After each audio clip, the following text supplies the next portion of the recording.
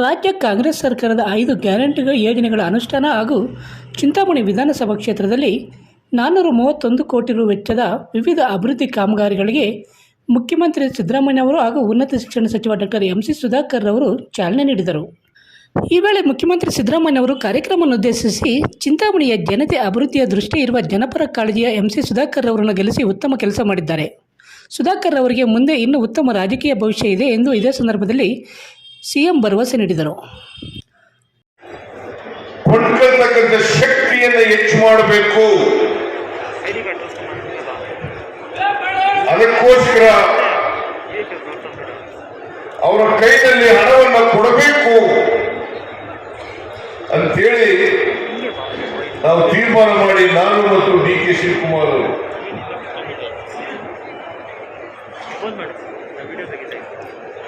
ರುಜುವು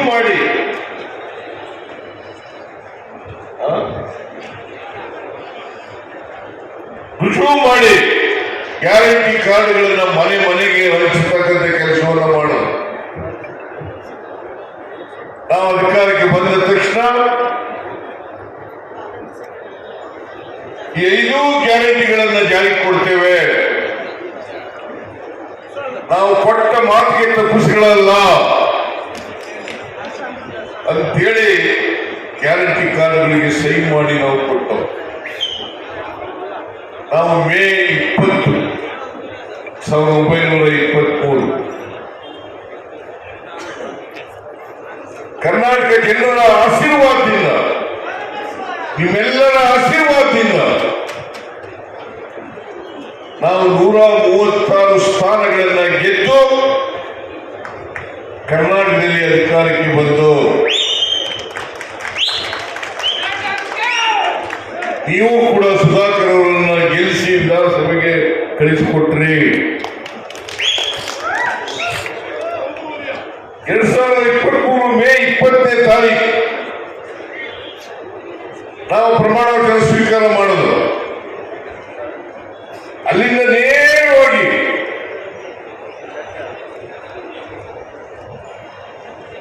ವಿಧಾನಸೌಧದ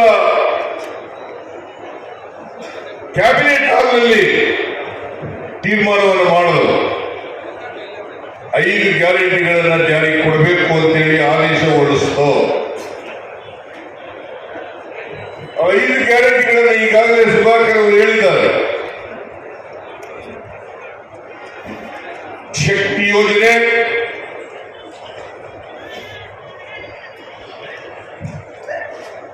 ಗೃಹ ಜ್ಯೋತಿ, ಗೃಹಲಕ್ಷ್ಮಿ, ಅನ್ನಭಾಗ್ಯ, ಯುವ ನಿಧಿ, 5 ಗ್ಯಾರಂಟಿಗಳನ್ನ ಜನರಿಗೆ ಕೊಡಬೇಕು. ನಿಮಗೆಲ್ಲ ತಿಳಿಸಲಿಕ್ಕೆ ಬಯಸ್ತೇನೆ. ವಿರೋಧ ಪಕ್ಷದವರು ಈ ಗ್ಯಾರಂಟಿಗಳನ್ನ ಘೋಷಣೆ ಮಾಡಿದ ಮೇಲೆ ಈ ಗ್ಯಾರಂಟಿ ಯೋಜನೆಗಳನ್ನು ಜಾರಿ ಮಾಡಲಿಕ್ಕೆ ಸಾಧ್ಯ ಇಲ್ಲ. ಒಂದು ವೇಳೆ ಜಾರಿ ಮಾಡಿದರೆ ಕರ್ನಾಟಕದ ಖಜಾನೆ ಖಾಲಿಯಾಗುತ್ತದೆ. ಕರ್ನಾಟಕದ ಆರ್ಥಿಕ ಪರಿಸ್ಥಿತಿ ದಿವಾಳಿಯಾಗುತ್ತದೆ. ಇದನ್ನ ಬಿಜೆಪಿಯವರು ಅಪಪ್ರಚಾರವನ್ನು ಮಾಡುವುದು.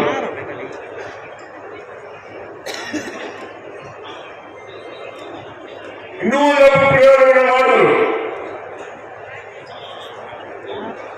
ಈ ಗ್ಯಾರಂಟಿ ಯೋಜನೆಗಳು ಚುನಾವಣೆ ಆದ್ಮೇಲೆ ನಿಲ್ಲಿಸ್ಬಿಡ್ತಾರೆ.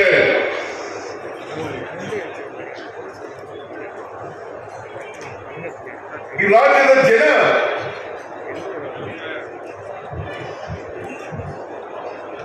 ಸೆಂಟ್ರಲ್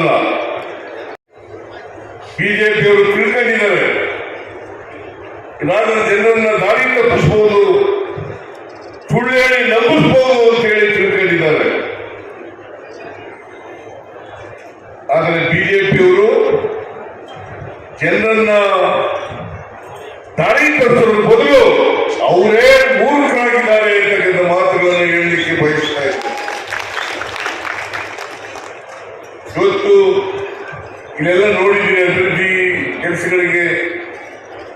ಶಂಕುಸ್ಥಾಪನೆ ಮತ್ತು ಉದ್ಘಾಟನೆ ಮಾಡತಕ್ಕಂಥ ಕೆಲಸ ಮಾಡಿದ್ದೀವಿ.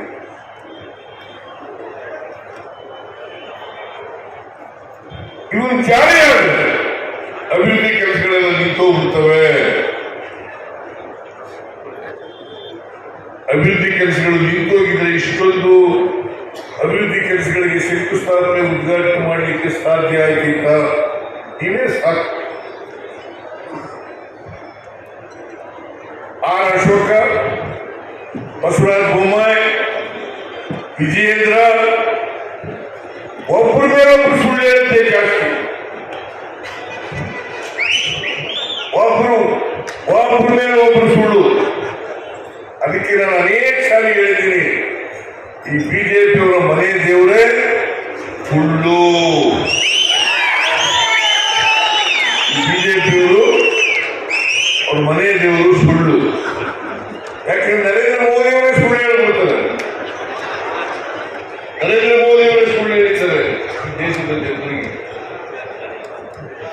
ಅವ್ರು ಹೇಳಿದ್ರು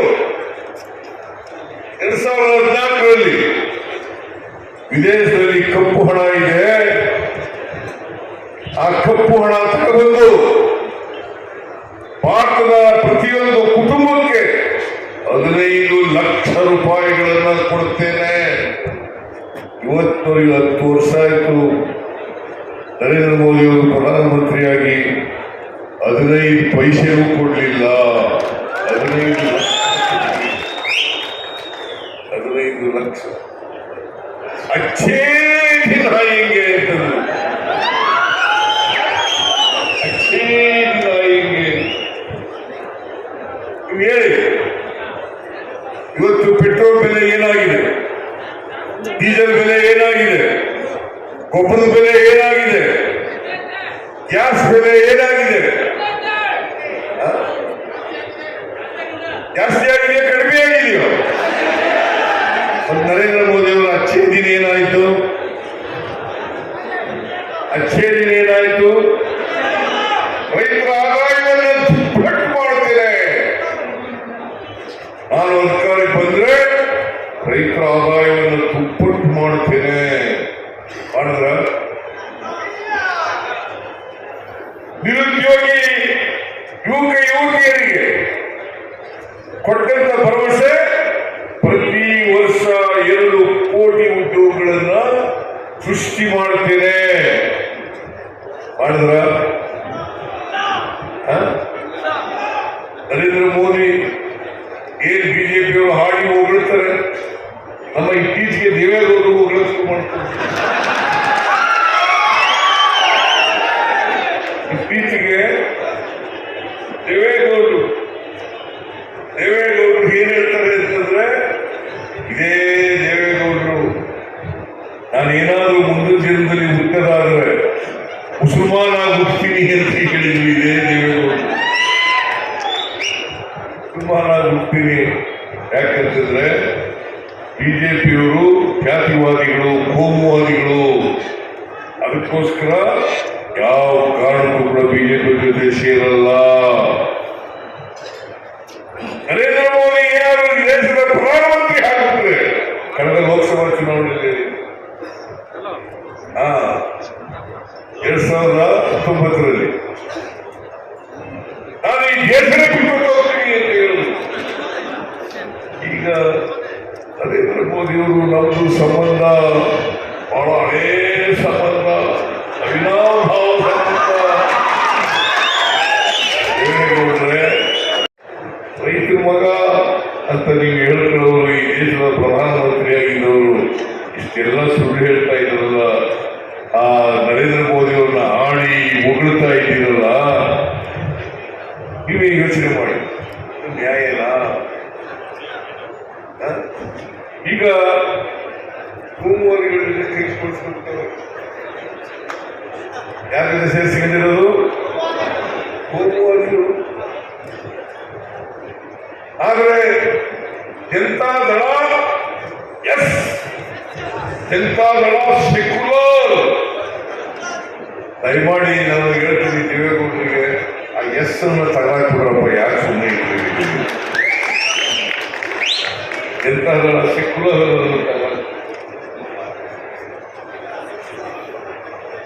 ಈಗ ಬಿಜೆಪಿ ವಕ್ತಾರರ ತರ ಕುಮಾರಸ್ವಾಮಿ ದೇವೇಗೌಡ ಇಬ್ರು ಮಾತಾಡಕ್ ಶುರು ಮಾಡ್ತಾರೆ. ಕೇವಲ ಸ್ವಾರ್ಥಕ್ಕೋಸ್ಕರ ಬಿಜೆಪಿ ಜೊತೆ ಶಾಮೀಲಾಗಿ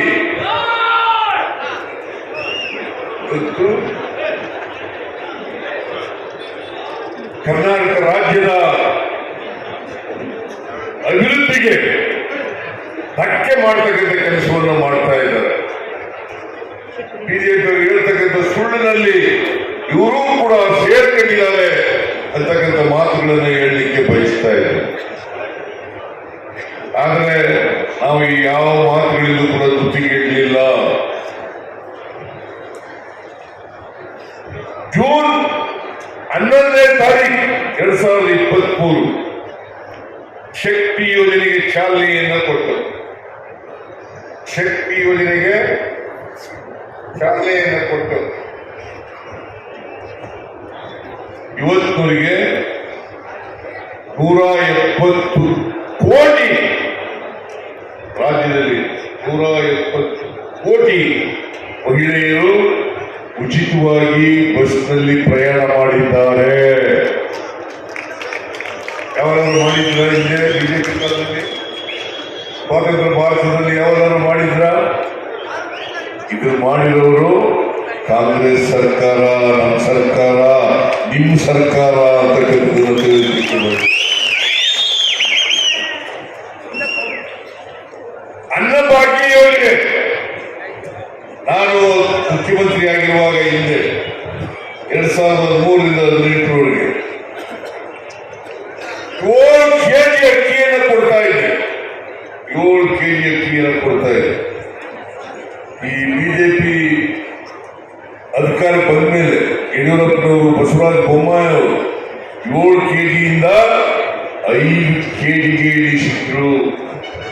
5 ಕೆಜಿಗೆ ಇಳಿಸಿದ್ರು. ನಾವು ಚುನಾವಣಾ ಸಂದರ್ಭದಲ್ಲಿ ಹೇಳಿದ್ರು, ಇವರು 7ರಿಂದ 5 ಕೆಜಿ ಇಳಿಸಿದ್ದಾರೆ. ನಾವು ಅಧಿಕಾರಕ್ಕೆ ಬಂದ ಮೇಲೆ 5 ಕೆಜಿ ಜೊತೆಗೆ ಇನ್ನೂ 5 ಕೆಜಿ ಅಕ್ಕಿಯನ್ನು ಕೊಡ್ತೇವೆ ಹೇಳಿದ್ದು. ಅದರಂತೆ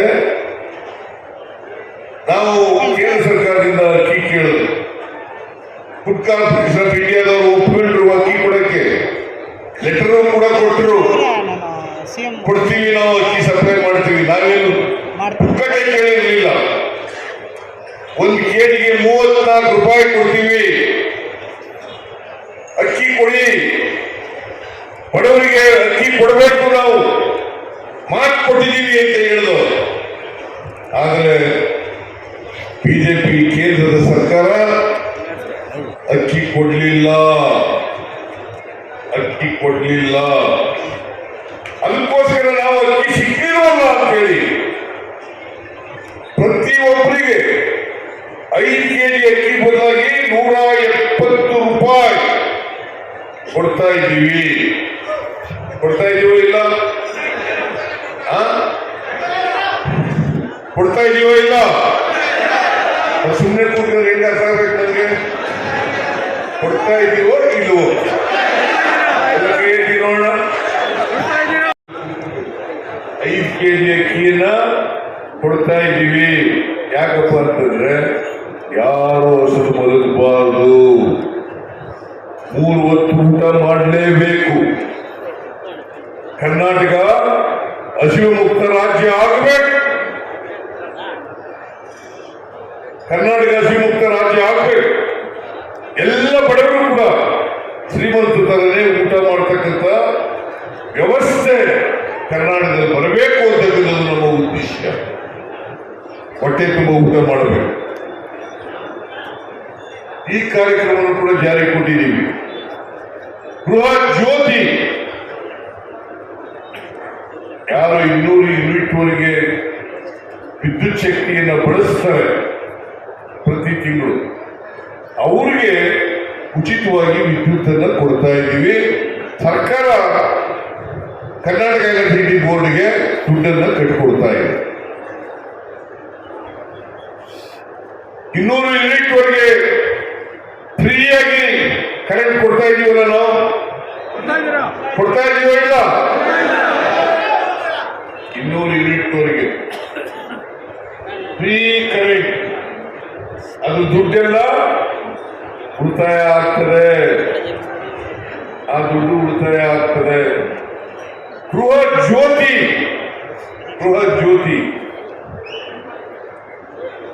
ಪ್ರತಿ ಕುಟುಂಬದ ಯಜಮಾನಿಗೆ ಆ ಗೃಹಲಕ್ಷ್ಮಿ ಕಾರ್ಯಕ್ರಮ ಪ್ರತಿ ಕುಟುಂಬದ ಯಜಮಾನಿಗೆ ತಿಂಗಳಿಗೆ 2,000 ರೂಪಾಯಿ. ಸ್ವತಂತ್ರ ಭಾರತದಲ್ಲಿ ಯಾವ್ದಾದ್ರು ಕೊಟ್ಟಿದ್ರ? ಸುಮಾರು 1,17,00,000 ಕುಟುಂಬಗಳಿಗೆ, ಮಹಿಳೆಯರಿಗೆ ತಿಂಗಳಿಗೆ 2,000 ರೂಪಾಯಿ, ಪ್ರತಿ ತಿಂಗಳು 2,000 ರೂಪಾಯಿ. ಫ್ರೀ ಬಸ್, ಫ್ರೀ 2,000 ರೂಪಾಯಿ, 5 ಕೆಜಿ ಅಕ್ಕಿ, ಜೊತೆಗೆ ಯುವ ನಿಧಿ. ಯಾರು 2022-23 ಪಾಸ್ ಆಗಿರ್ತಾರೆ ಅವರು ಡಿಗ್ರಿ ಹೋಲ್ಡರ್ಸ್ ಇರ್ಬೋದು, ಡಿಪ್ಲೊಮಾ ಹೋಲ್ಡರ್ಸ್ ಇರ್ಬೋದು. ಯಾರಿಗೆ 6 ತಿಂಗಳಲ್ಲಿ ಕೆಲಸ ಸಿಕ್ಕಲ್ಲ, ಅವರಿಗೆ 2 ವರ್ಷದವರೆಗೆ ಡಿಗ್ರಿ ಹೋಲ್ಡರ್ಸ್ಗಳಿಗೆ 3,000 ರೂಪಾಯಿ, ಡಿಪ್ಲೊಮಾ ಹೋಲ್ಡರ್ಸ್ ಅವರಿಗೆ 1,500 ರೂಪಾಯಿ ಈಗಾಗಲೇ ಕೊಡ್ಲಿಕ್ಕೆ ಪ್ರಾರಂಭ ಮಾಡಿರ್ತೀವಿ. ಈಗಾಗಲೇ ಕೊಟ್ಟಿದ್ದೀವಿ. ಇಲ್ಲೂ ಕೂಡ ಚಿಂತಾಮಣಿ ತಾಲೂಕಿನಲ್ಲೂ ಕೊಡ್ಲಿಕ್ಕೆ ಪ್ರಾರಂಭ ಮಾಡಿದ್ದೀವಿ. ಕೋಲಾರ ಜಿಲ್ಲೆಯಲ್ಲೂ ಕೂಡ ಪ್ರಾರಂಭ ಕೊಡ್ಲಿಕ್ಕೆ ಇಲ್ಲಿ 300 ಜನಕ್ಕೆ ಕೊಟ್ಟಿದ್ದೀವಿ. ಆಮೇಲೆ ಅದರ ಜೊತೆಗೆ ಸ್ಕಿಲ್ ಡೆವಲಪ್ಮೆಂಟ್ ಟ್ರೈನಿಂಗ್ ಕೂಡ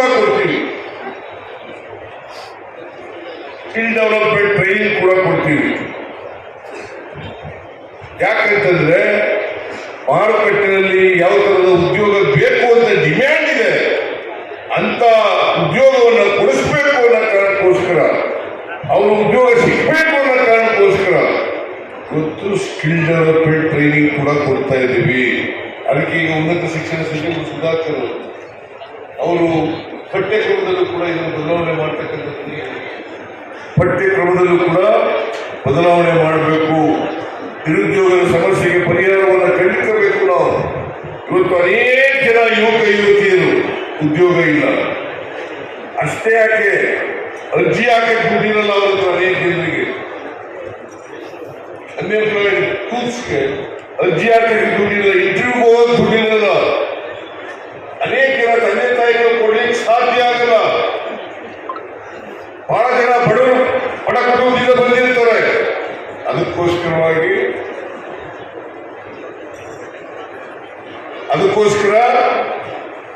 ಸ್ಕಿಲ್ ಡೆವಲಪ್ಮೆಂಟ್ ಇಲಾಖೆ ವತಿಯಿಂದ ಸ್ಕಿಲ್ ಡೆವಲಪ್ಮೆಂಟ್ ಟ್ರೈನಿಂಗ್ ಕೂಡ ಕೊಡ್ತೀವಿ. ಇತ್ತೀಚೆಗೆ ಬೆಂಗಳೂರು ಅರಮನೆಯಲ್ಲಿ ಉದ್ಯೋಗ ಮೇಳವನ್ನ ಆಚರಣೆ ಮಾಡಿದ್ದು. ಸುಮಾರು 10,000 ಉದ್ಯೋಗಗಳನ್ನು ಮಾಡಿಕೊಟ್ಟು 10,000 ನಿರುದ್ಯೋಗಿಗಳು ಭಾಗವಹಿಸಿದ್ರು, ಯುವಕ ಯುವತಿಯರು ಭಾಗವಹಿಸಿದ್ರು. ಅದರಲ್ಲಿ ಸುಮಾರು 10,000 ಉದ್ಯೋಗ ಸಿಕ್ತು. ಹಿಂದೆ ಮಾಡಿದ್ರ ಬಿಜೆಪಿ ಸರ್ಕಾರ ಮಾಡಿರಲಿಲ್ಲ. ಹೀಗೆ 5 ಗ್ಯಾರಂಟಿಗಳನ್ನ ಜಾರಿಗೆ ಕೊಟ್ಟು ಇವತ್ತು 1,20,000 ಕುಟುಂಬಗಳು 1,20,00,000 ಕುಟುಂಬಗಳು ಇದರ ಲಾಭವನ್ನ ಪಡಿತಾ ಇದ್ದಾವೆ. ಇನ್ನು ಎಷ್ಟು ಜನ ಪಡಿತಾ ಇದ್ದಾರೆ?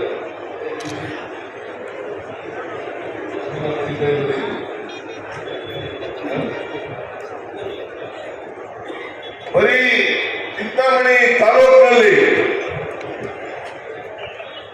3 ಲಕ್ಷಕ್ಕೂ ಹೆಚ್ಚು ಜನರು ಜಿಲ್ಲೆಯಲ್ಲಿ 3 ಲಕ್ಷಕ್ಕೂ ಹೆಚ್ಚು ಜನರು ಇದರ ಲಾಭವನ್ನು ಪಡಿತಾ ಇದ್ದಾರೆ. 3 ಲಕ್ಷಕ್ಕೂ ಹೆಚ್ಚು ಜನರಿಗೆ ಎಲ್ಲ ಜಾತಿ ಎಲ್ಲ ಧರ್ಮ ಅಷ್ಟೇ ಯಾಕೆ ಬಿಜೆಪಿಲಿರತಕ್ಕಂಥ ಬಡವರು ಬಿಜೆಪಿ ಜೆಡಿಎಸ್ ಅವ್ರಿಗೂ ಕೂಡ ಕೊಡ್ತಾ ಇದ್ವಿ. ಪಕ್ಷಾತೀತವಾಗಿ ಜಾತ್ಯಾತೀತವಾಗಿ ಎಲ್ಲ ಬಡವರಿಗೂ ಕೂಡ ಶಕ್ತಿ ತುಂಬತಕ್ಕಂಥ ಕೆಲಸವನ್ನು ಮಾಡ್ತಾ ಇದ್ದೀವಿ. ಇದರಿಂದ 4 ಕೋಟಿ ಸುಮಾರು 60 ಲಕ್ಷ ಜನರು ಇದರ ಲಾಭವನ್ನು ಪಡಿತಾ ಇದ್ದಾರೆ.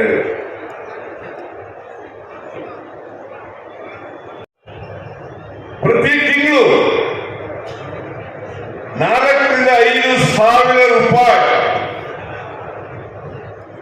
ಪ್ರತಿ ಕುಟುಂಬಗಳು ಕೂಡ ಪಡಿತಾ ಇದ್ದಾವೆ. ಪ್ರತಿ ತಿಂಗಳು ವರ್ಷಕ್ಕೆ 40 ರಿಂದ 50 ಸಾವಿರ, ವರ್ಷಕ್ಕೆ 2.5 ಲಕ್ಷದಿಂದ 3 ಲಕ್ಷ ರೂಪಾಯಿ ಇದನ್ನು ನೇರವಾಗಿ ಫಲಾನುಭವಿಗಳ ಕೈಗೆ ಕೊಡ್ತಾ ಇದ್ದೀವಿ. ಇದರಿಂದ ಏನಾಗಿದೆ ಅಂತಂದ್ರೆ ಇವತ್ತು ಎಲ್ಲ ಕಡೆ ನನಗೆ ಧರ್ಮಸ್ಥಳದ ಹೆಗ್ಡೆಯವರು ಪತ್ರ ಬರೆದಿದ್ರು. ಏನಂತ ಪತ್ರ ಬರೆದಿದ್ರು ಅಂದ್ರೆ, ಈ ಗ್ಯಾರಂಟಿ ಯೋಜನೆಗಳನ್ನ ಜಾರಿಗೆ ಕೊಟ್ಟ ಮೇಲೆ ನೀವು ಫ್ರೀ ಬಸ್ ಮಾಡಿದ ಮೇಲೆ ಧರ್ಮಸ್ಥಳಕ್ಕೆ ಬರೋರ ಸಂಖ್ಯೆ ಜಾಸ್ತಿ ಆಗಿದೆ, ದೇವಸ್ಥಾನದ ಆದಾಯ ಜಾಸ್ತಿ ಆಗಿದೆ. ಇವತ್ತು ದುಡ್ಡಿದ್ರಲ್ವಾ ದೇವಸ್ಥಾನಗಳಿಗೆ ಹೋಗೋದು, ಯಾತ್ರಾ ಸ್ಥಳಗಳಿಗೆ ಹೋಗೋದು, ಪ್ರೇಕ್ಷಣೀಯ ಸ್ಥಳಗಳಿಗೆ ಹೋಗೋದು, ಹೋಟೆಲ್ಗೆ ಹೋಗೋದು, ಅಂಗಡಿಗೆ ಹೋಗೋದು, ದುಡ್ಡಿಗೆ ಎಲ್ಲೋ ಸಾಧ್ಯ ಆಗ್ತದೆ. ಅದಕ್ಕೋಸ್ಕರವಾಗಿ ಯೂನಿವರ್ಸಲ್ ಬೇಸಿಕ್ ಇನ್ಕಮ್ ನೀತಿ ಅಡಿಯಲ್ಲಿ ಈ ತರ ಪ್ರತಿ ಕುಟುಂಬಕ್ಕೆ 4 ರಿಂದ 5 ಸಾವಿರ ರೂಪಾಯಿಗಳನ್ನು ಕೊಡ್ತಾ ಇದ್ವಿ. ಹಿಂದೆ ಯಾವ ಸರ್ಕಾರವೂ ಕೂಡ ಕೊಟ್ಟಿರಲಿಲ್ಲ. ಇದು ಯುರೋಪ್ ಕಂಟ್ರಿಗಳಲ್ಲಿ ಎಲ್ಲ ದೇಶದಲ್ಲಿ ಜಾರಿಯಲ್ಲಿದೆ.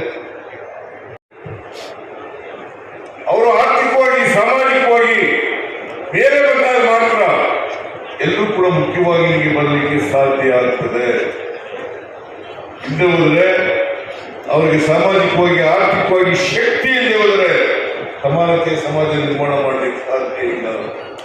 ಸಮಾನತೆ ಸಮಾಜ ಆಗ್ಬೇಕಾದ್ರೆ ಎಲ್ಲರಿಗೂ ಕೂಡ ಆರ್ಥಿಕ ಸಾಮಾಜಿಕ ಶಕ್ತಿ ಬರಬೇಕು. ಇದನ್ನೇ ಬುದ್ಧ ಬಸವ ಹೇಳಿದ್ರು, ಇದನ್ನೇ ಬಾಬಾ ಸಾಹೇಬ್ ಅಂಬೇಡ್ಕರ್ ಅವರು ಹೇಳಿದ್ರು, ಇದನ್ನೇ ಗಾಂಧೀಜಿಯವರು ಹೇಳಿದ್ರು. ಇದನ್ನು ನಾವು ಅರ್ಥ ಮಾಡ್ಕೋಬೇಕಾಗುತ್ತೆ. ಬಾಬಾ ಸಾಹೇಬ್ ಅಂಬೇಡ್ಕರ್ ಅವರು ದೇಶಕ್ಕೆ ಸಂವಿಧಾನವನ್ನು ಕೊಟ್ಟರು. ಅವ್ರು ಏನ್ ಹೇಳಿದ್ದಾರೆ ಅಂತಂದ್ರೆ, ಬರೀ ರಾಜಕೀಯ ಸ್ವಾತಂತ್ರ್ಯ ಇದ್ದು ಸಾಲದು, ಅದ್ರ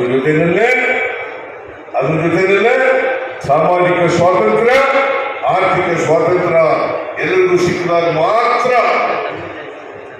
ಈ ದೇಶಕ್ಕೆ ಸ್ವಾತಂತ್ರ್ಯ ಬಂದದಕ್ಕೆ ಸಾರ್ಥಕ ಆಗ್ತದೆ. ಹಿಂದೆ ಸಾರ್ಥಕ ಆಗಲ್ಲ. ಸಮಾಜ ಬಂದ್ಬಿಡ್ತದ, ಯಾಕೆ ಸುಮ್ಮನೆ ಹೋಗ್ತದ? ಈ ಬಿಜೆಪಿ ಅವರಿದ್ದಾರಲ್ಲ, ಅವರು ಈ ಅಸಮಾನತೆ ಮುಂದುವರಿಬೇಕು ಅಂತ ಸಮಾಜದಲ್ಲಿ ಅಸಮಾನತೆ ಮುಂದುವರಿಬೇಕು ಅಂತ ನಾವು. ಯಾಕಂತಂದ್ರೆ ಅಸಮಾನತೆ ಇದ್ರೆ ಘೋಷಣೆ ಮಾಡಲಿಕ್ಕೆ ಸಾಧ್ಯ ಆಗ್ತದೆ. ಅದಕ್ಕೋಸ್ಕರನೇ ಅವರು ಮನುವಾದದಲ್ಲಿ ನಂಬಿಕೆ ಇಟ್ಟಿರ್ತಕ್ಕಂಥದ್ದು, ಮನುವಾದದಲ್ಲಿ ನಂಬಿಕೆ ಇಟ್ಟಿರ್ತಕ್ಕಂಥವ್ರು, ಜಾತಿ ವ್ಯವಸ್ಥೆ ನಂಬಿಕೆ ಇಟ್ಟಿರ್ತಕ್ಕಂಥವ್ರು, ನಾವು ಸಮಾನತೆಯನ್ನು ಬಯಸ್ತಕ್ಕಂಥವ್ರು. ಅದಕ್ಕೋಸ್ಕರ ಇಲ್ಲಿ ಮಾದೇವಪ್ಪ ಇದ್ದಾರೆ. ಪ್ರತಿ ಶಾಲಾ ಕಾಲೇಜುಗಳಲ್ಲಿ, ಪ್ರತಿ ಕಚೇರಿಗಳಲ್ಲಿ ಸಂವಿಧಾನದ ಪೀಠಿಗೆ ಗೊತ್ತಾಗಬೇಕು ಅಂತೇಳಿ ಅದನ್ನು ಓದಿಸ್ತಕ್ಕಂಥ ಕೆಲಸವನ್ನು ಮಾಡ್ತಾ ಇದ್ದಾರೆ. ಯಾಕಂತಂದ್ರೆ ಪ್ರತಿಯೊಬ್ಬರಿಗೂ ಕೂಡ ನಮ್ಮ ಸಂವಿಧಾನ ಗೊತ್ತಾಗಬೇಕು. ಈ ಸಂವಿಧಾನ ಬದಲಾವಣೆ ಆಗ್ಬೇಕು ಅಂತ ಹೇಳ್ತಾ ಇರೋರು ಯಾರು? ಯಾರು? ಬಿಜೆಪಿ. ಅನಂತ್ ಕುಮಾರ್ ಹೆಗಡೆ ಕೈ ಎಳಿಸ್ತಾ ಇದ್ದಾರೆ. ಅನಂತ್ ಕುಮಾರ್ ಹೆಗಡೆ ಅವ್ರು ಯಾರಾದ್ರು ಸಾಮಾನ್ಯ ಕಾರ್ಯಕರ್ತ ಅಲ್ಲ, ಬಿಜೆಪಿ ಎಂಪಿ, ಕೇಂದ್ರದ ಮಂತ್ರಿಯಾಗಿದ್ದವರು. ಇವತ್ತು ಬಡವರು ಉಳಿಬೇಕಾದ್ರೆ, ದಲಿತರು ಉಳಿಬೇಕಾದ್ರೆ, ಹಿಂದುಳಿದವರು ಉಳಿಬೇಕಾದ್ರೆ, ಅಲ್ಪಸಂಖ್ಯಾತರು ಉಳಿಬೇಕಾದ್ರೆ, ಮಹಿಳೆಯರು ಉಳಿಬೇಕಾದ್ರೆ, ಕಾರ್ಮಿಕರು ಉಳಿಬೇಕಾದ್ರೆ ಸಂವಿಧಾನ ಉಳಿಲೇಬೇಕು. ಈ ಬಿಜೆಪಿಯ ಸಂವಿಧಾನ ವಿರೋಧಿಗಳು ಸಂವಿಧಾನವನ್ನ ನಾಶ ಮಾಡಬೇಕು ಅಂತ ಇರ್ತಕ್ಕಂಥವ್ರು. ಅದಕ್ಕೆ ನಾವು ಅವಕಾಶ ಕೊಡಕೂಡದು. ಎಷ್ಟೇ ಕಷ್ಟ ಆದರೂ ಕೂಡ ಪ್ರಜಾಪ್ರಭುತ್ವ ವ್ಯವಸ್ಥೆಯನ್ನು ಉಳಿಸಬೇಕು, ಸಂವಿಧಾನವನ್ನು ಉಳಿಸಬೇಕು. ಅದಕ್ಕೋಸ್ಕರ ಬಿಜೆಪಿಯನ್ನ ಸೋಲಿಸಲೇಬೇಕು. ಬರ್ತಕ್ಕಂಥ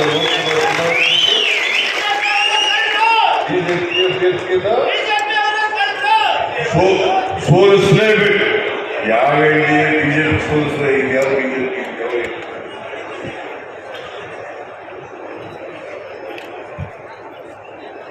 ಇದನ್ನ ನೀವು ಮುಂಬರ್ತಕ್ಕಂಥ ಚುನಾವಣೆಯಲ್ಲಿ ಮಾಡಲೇಬೇಕು. ನಾನು ಇಷ್ಟು ಮಾತ್ರ ಹೇಳ್ತೀನಿ, ಕೋಲಾರದ ಸಮಗ್ರ ಅಭಿವೃದ್ಧಿ ಮಾಡ್ತಕ್ಕಂಥ, ಚಿಂತಾಮಣಿ ಕ್ಷೇತ್ರದ ಅಭಿವೃದ್ಧಿ ಮಾಡ್ತಕ್ಕಂಥ ಜವಾಬ್ದಾರಿ ನಮ್ಮದು. 5 ವರ್ಷದಲ್ಲಿ ಈಗ ಸುಧಾಕರ್ ಹೇಳಿದ್ರು, ಕೆರೆಗಳಲ್ಲಿ ನೀರು ತುಂಬಿಸ್ತಕ್ಕಂಥ ಯೋಜನೆ ಯಾರು ಮಾಡೋದು? ಅದನ್ನ ನಮ್ಮ ಕಾಲದಲ್ಲಿ ಮಾಡೋದು. ಕೆಸಿ ವ್ಯಾಲಿ, HL ವ್ಯಾಲಿ, ಈಗ Rusmavathi valley, KC valley, HL valley, Rusmavathi valley ಅದನ್ನು ಮಾಡಿ ಕೋಲಾರ, ಚಿಕ್ಕಬಳ್ಳಾಪುರ, ಬೆಂಗಳೂರು ಗ್ರಾಮಾಂತರ, ಈ ಜಿಲ್ಲೆಗಳಿಗೆ, ತುಮಕೂರು, ಈ ಜಿಲ್ಲೆಗಳಲ್ಲಿ ಕೆರೆಗಳಿಗೆ ನೀರು ತುಂಬಿಸ್ತಕ್ಕಂಥವ್ರು ಯಾರು? ಬಿಜೆಪಿ ಸರ್ಕಾರ ಕೆರೆಗಳ ನೀರು ತುಂಬಿಸುತ್ತಾನೆ. ಕೆರೆಗಳಲ್ಲಿ ನೀರಿದ್ರೆ ಅಂತರ್ಜಲ ಮೇಲೆ ಬರಲಿಕ್ಕೆ ಸಾಧ್ಯ. ಅಂತರ್ಜಲ ಇದ್ರೆ ನಿಮಗೆ ಬೋರ್ವೆಲ್ಗಳನ್ನ ತೋಡಿಸಲಿಕ್ಕೆ ಸಾಧ್ಯ ಆಗ್ತದೆ. ನಾನು ಕಾಲದಲ್ಲಿ ಕೇಳಿದ್ದೆ, ಕೋಲಾರದಲ್ಲಿ ಒಂದು ಬೋರ್ವೆಲ್ ತೋಡ್ಬೇಕಾದ್ರೆ 1000 ಅಡಿ, 1200 ಅಡಿ, 1300 ಅಡಿ, 1600 ಅಡಿ, ಈಗ 300 ಅಡಿ, 400 ಅಡಿ, 500 ಅಡಿ, 500 ಅಡಿ ಒಳಗೆ ಕೋಲಾರ, ಚಿಕ್ಕಬಳ್ಳಾಪುರ, ಬೆಂಗಳೂರು ರೂರಲ್, ತುಮಕೂರು ಈ ಜಿಲ್ಲೆಗಳಲ್ಲಿ ಕೆರೆ ತುಂಬಿಸ್ತಕ್ಕಂಥ ಕೆಲಸವನ್ನ ಮಾಡಿದ್ರು. ಇದಕ್ಕೋಸ್ಕರ ಸುಮಾರು 3000 ಕೋಟಿ ರೂಪಾಯಿಗಳನ್ನು ಇದ್ದಾರೆ. ಮೊದಲನೇ ಹಂತದಲ್ಲಿ 3000 ಕೋಟಿ ರೂಪಾಯಿಗಳನ್ನು ಖರ್ಚು ಮಾಡಿದ್ದೀವಿ. ಜೊತೆಗೆ ಈ ಮುದ್ದೇನಹಳ್ಳಿಯಲ್ಲಿ ಒಂದು ಇಂದಿರಾ ಕ್ಯಾಂಟೀನ್, ಮುದ್ದೇನಹಳ್ಳಿಯಲ್ಲ ಇಂದಿರಾ ಕ್ಯಾಂಟೀನು,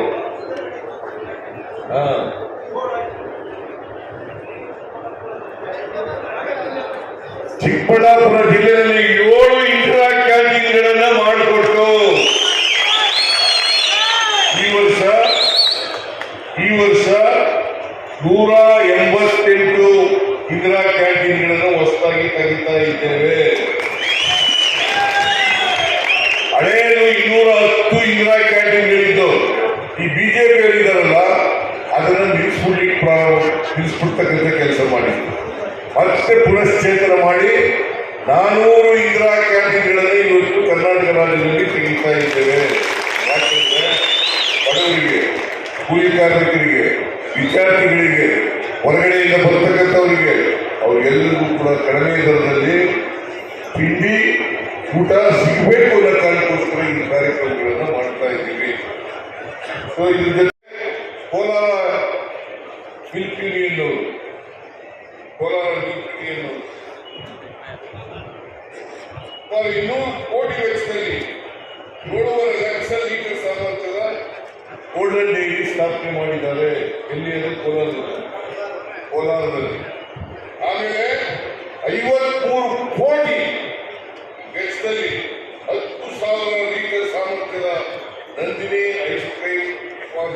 ಘಟಕ ಸ್ಥಾಪನೆ ಮಾಡ್ತಾ ಇದ್ದಾರೆ, ಅದು ಚಿಂತಾಮಣಿಯಲ್ಲಿ. ಆಮೇಲೆ ಈ 12 ಮೆಗಾವ್ಯಾಟ್ ವಿದ್ಯುತ್ತನ್ನ ಬಂಗಾರಪೇಟೆ ವಿಧಾನಸಭಾ ಕ್ಷೇತ್ರದಲ್ಲಿ ಮಾಡ್ತಾ ಇದ್ದಾರೆ. ಎಲ್ಲಕ್ಕೂ ನಾನೇ ಐಸ್ಕ್ರೀಮ್ ಮಾಡೋಕ್ಕೂ ಪರ್ಮಿಷನ್ ಕೊಟ್ಟೆ. ಆಮೇಲೆ 12 ಮೆಗಾವ್ಯಾಟ್ ಉತ್ಪಾದನೆ ಮಾಡೋದಕ್ಕೂ ಪರ್ಮಿಷನ್ ಕೊಟ್ಟೆ. ಜಾಗ 50 ಎಕರೆ ಜಾಗ ಈಗ ಸ್ವಾಧೀನ ಕೊಟ್ಟಿದೆ. ಇವೆಲ್ಲಕ್ಕೂ ಕೂಡ ಇವತ್ತು ಶಂಕುಸ್ಥಾಪನೆ ಉದ್ಘಾಟನೆ ಮಾಡ್ತಕ್ಕಂಥ ಕೆಲಸವನ್ನು ಮಾಡ್ತಾ ಇದ್ದೀವಿ. ಚಿಂತಾಮಣಿಯಲ್ಲಿ 431 ಕೋಟಿ ರೂಪಾಯಿಗಳ ಶಂಕುಸ್ಥಾಪನೆ, ಉದ್ಘಾಟನೆ, ಅಭಿವೃದ್ಧಿ ಕೆಲಸಗಳಲ್ಲಿ ಪ್ರಾರಂಭ.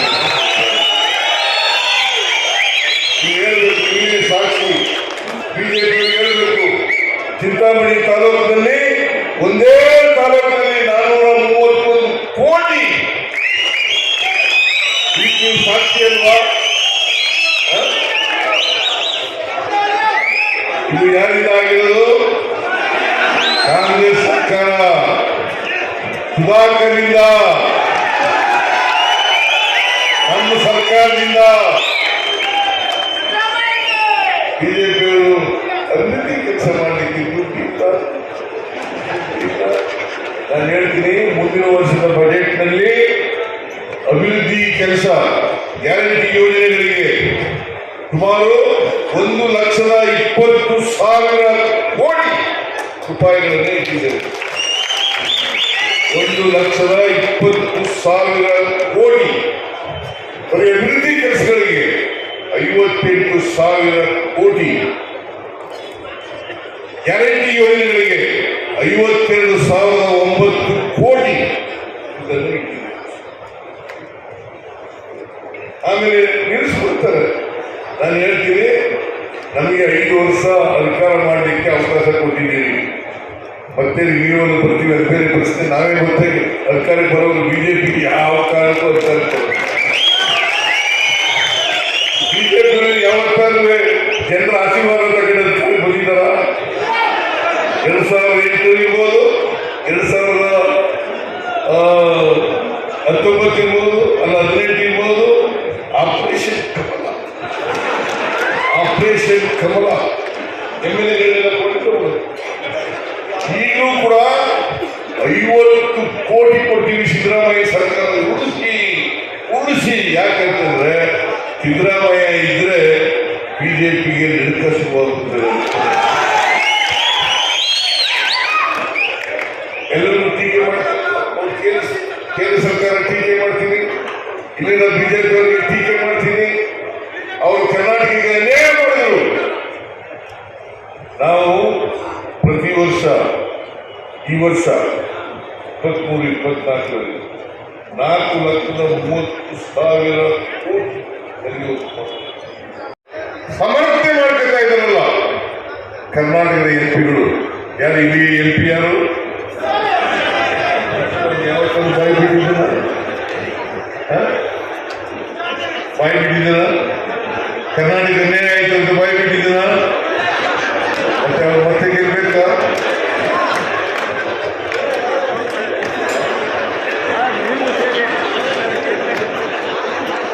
ಮತ್ತೆ ಗೆಲ್ಬೇಕಾ? ಅವರು ಯಾವ ಕಾರಣಕ್ಕೂ ಗೆಲ್ಲಬಾರದು, ಯಾವ ಕಾರಣಕ್ಕೂ ಗೆಲ್ಲಬಾರದು. ಇವತ್ತು ಪಾರ್ಲಿಮೆಂಟ್ ನಲ್ಲಿ ಬಾಯಿ ಬಿಟ್ಟಿದ್ದೇನೆ. ಮುನ್ಸ್ವಾಮಿ ಆದಿಯಾಗಿ 25 ಜನ ಎಂಪಿಗಳು ಹೋಗಿದ್ದಾರೆ ಡೆಲ್ಲಿಗೆ ಬಿಜೆಪಿಯಿಂದ. ಒಬ್ರು ಬಾಯಿ ಬಿಟ್ಟಿಲ್ಲ. ಅದರ ಬದಲಿಗೆ ಅನ್ಯಾಯವನ್ನೇ ಸಮರ್ಥನೆ ಮಾಡ್ಕೊಳ್ತಾ ಇದ್ದಾರೆ. ಹಾಗಾಗಿ ಕರ್ನಾಟಕದ 7 ಕೋಟಿ ಕನ್ನಡಿಗರಿಗೆ ದ್ರೋಹ ಮಾಡಿದ್ದಾರೆ. ಕರ್ನಾಟಕದ 7 ಕೋಟಿ ಕನ್ನಡಿಗರಿಗೆ ದ್ರೋಹ ಮಾಡಿದ್ದಾರೆ. ಈ ದ್ರೋಹಿಗಳಿಗೆ ತಕ್ಕ ಪಾಠ ಕಲಿಸ್ಬೇಕು ಬೇಡ? ಕಲಿಸಬೇಕು ಅನ್ನೋದಾದ್ರೆ ಬರ್ತಕ್ಕಂಥ ಲೋಕಸಭಾ ಚುನಾವಣೆಯಲ್ಲಿ ಬಿಜೆಪಿ ಅಭ್ಯರ್ಥಿಯನ್ನು ಅಥವಾ NDA ಅಭ್ಯರ್ಥಿಯನ್ನ ಹೋಲಿಸಿ ಕಾಂಗ್ರೆಸ್ ಅಭ್ಯರ್ಥಿಯನ್ನ ಲೋಕಸಭೆಗೆ ಕಳುಹಿಸಿಕೊಡಬೇಕು. ಆ ಮೂಲಕ ಸುಧಾಕರ್ಗೆ, ನನಗೆ, ನಾರಾಯಣ ಸ್ವಾಮಿಗೆ, ನಂಜೇಗೌಡರಿಗೆ ಎಲ್ರಿಗೂ ಕೂಡ ಶಕ್ತಿಯನ್ನು ಕೊಡ್ತಕ್ಕಂಥ ಕೆಲಸ ಮುಂದೇನೂ ಕೂಡ ನಡ್ಕೊತೀವಿ. ಇನ್ನು 5 ವರ್ಷದವರೆಗೂ ಕೂಡ ಈ ಗ್ಯಾರಂಟಿಗಳನ್ನ ಜಾರಿ ಮಾಡ್ತಕ್ಕಂಥ ಕೆಲಸವನ್ನು ಮಾಡ್ತೇವೆ. ಎಷ್ಟೇ ಖರ್ಚಾಗಲಿ ಈ ಗ್ಯಾರಂಟಿಗಳನ್ನ ಜಾರಿ ಕೊಡ್ತೇವೆ. ಬಡವರಿಗೆ ಶಕ್ತಿ ತುಂಬತಕ್ಕಂಥ ಕೆಲಸವನ್ನು ಮಾಡ್ತೇವೆ. ಅದರಿಂದ ನಿಮ್ಮ ಆಶೀರ್ವಾದ ಇರ್ಬೇಕಲ್ವಾ?